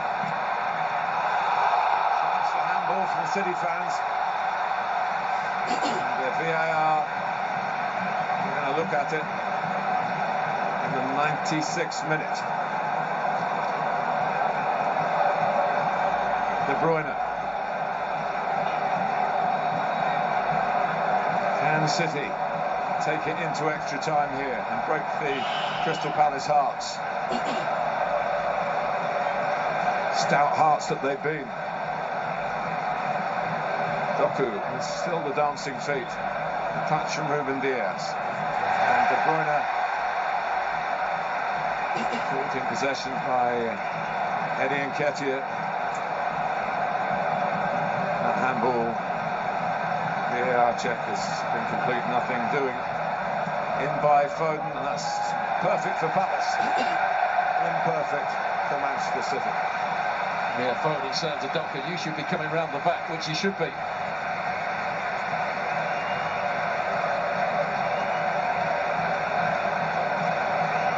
We just haven't seen enough of Haaland today from a Man City point of view. Has his movement been good enough in the box? Probably not, but he's been outstanding for Crystal Palace. His work rate, his energy. Yes, Doku has gone past him 2 or 3 times in this second half, but he's been outstanding. The longest 3 minutes, I was suggesting, Crystal Palace's history is underway. Remember, in their 2 losing finals, they have led, and they've led here from 16 minutes to 97 minutes.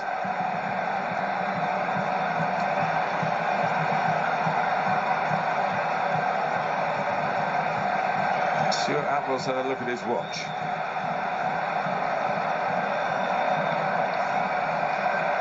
Remember the famous game at the Millennium Centre FA Cup final when Steven Gerrard came on the scene right at the end to spare Liverpool's defeat, and they went on to win on penalties. It's kind of got that feel about it, but Manchester City are running out of time, and De Bruyne beat Gerrard. Henderson should get that, but doesn't need to get it. Into the 99th minute, Stuart Robson. Well, that sums it up really. Kevin De Bruyne trying to play a clever ball into the box. Doku didn't read it. Palace defended it quite well, and you have to say some of their defensive play today has been excellent. Hardly had the ball.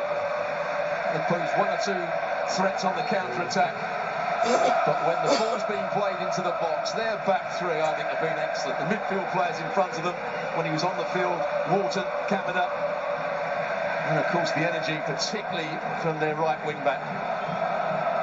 It's been excellent. Leon Muslera.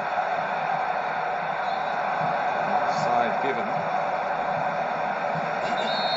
And the game was stopped. We now are into the 100th minute. And Manchester City have to dig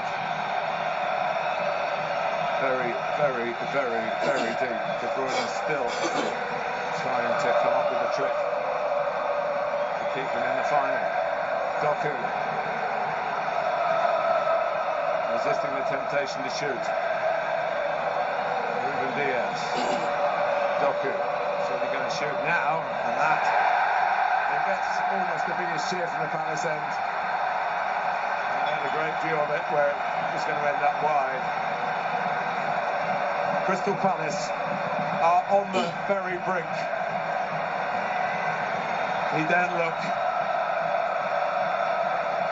Well, I think he knows now's the time. The whistle will probably go as this ball gets played forward. What a moment for these Crystal Palace supporters.